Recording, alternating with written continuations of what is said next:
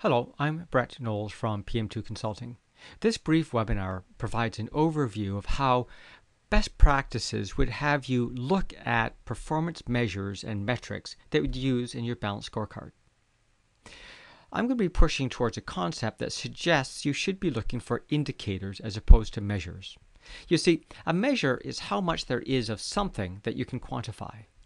An indicator, on the other hand, is a number that can be derived from a series of observed facts. Here's the issue. Many things in your strategy can't be specifically quantified. On the other hand, there are many observations that affect what you might see. Here's an example. Overall, with employee satisfaction, I'm more concerned in strategy management about the performance trend over time, not your specific performance at a particular point in time. So, if we take this example of employee satisfaction, there might be several things that will influence your satisfaction as an employee. And of course, employee satisfaction is one of those things that I said before is hard to quantify. But if I wanted to, I might look at things like your pay, perhaps your local leadership, the culture in the office, the environment you work in, and maybe even development opportunities. But the dilemma is this. First off, you're going to end up with so many metrics that your scorecard is going to crumble under its own weight. Or it's going to take you so long to identify all the metrics, leadership is going to get bored with the activity. On the other hand, we could find an indicator of overall employee satisfaction. An example might be absenteeism. Many organizations feel that if employees are unhappy, they'll tend to book off sick more.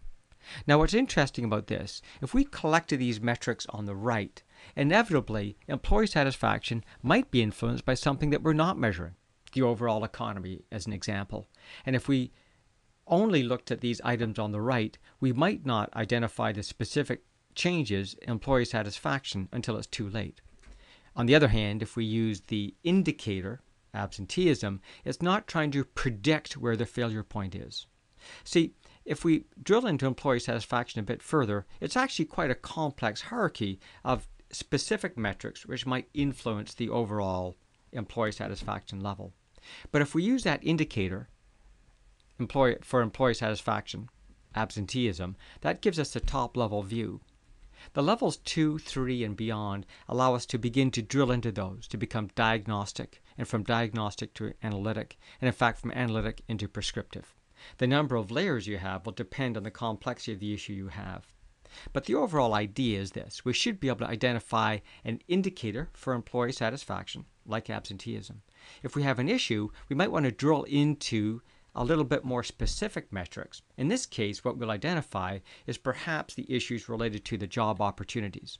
And if we drill into the next level, we'll identify there's a series of developmental and internal promotional activities which are influencing the opportunities and therefore the gradual degradation of employee satisfaction. Now, I'm trying to describe an overall management system here where you're going to start off with a description of your overall strategy, which comes to your scorecard, and that's where we're going to see these indicators. Now, I'm not saying that's enough to run the business. Eventually, you have to drill into each of those indicators to begin to understand what's happening. We'll use a tool like the impact diagram you see above. In there, the metrics become more diagnostic-oriented, and they change in a number of attributes. They're more specific, the timelines compress, and so forth. And if I have an issue inside the impact diagram, I'm going to drill one level deeper into, say, a dashboard where I'm beginning to use analytic metrics. So we're suggesting that for scorecards, we just need performance indicators. Later on, we'll begin building out impact diagrams where we'll be using more diagnostic metrics and eventually dashboards where we have those analytic measures. See, the important thing is here, eventually, all those metrics are going to be used, but it's important to allow us to drill into the detail if and when we need to. To learn more about these concepts, please join us at pm2consulting.com.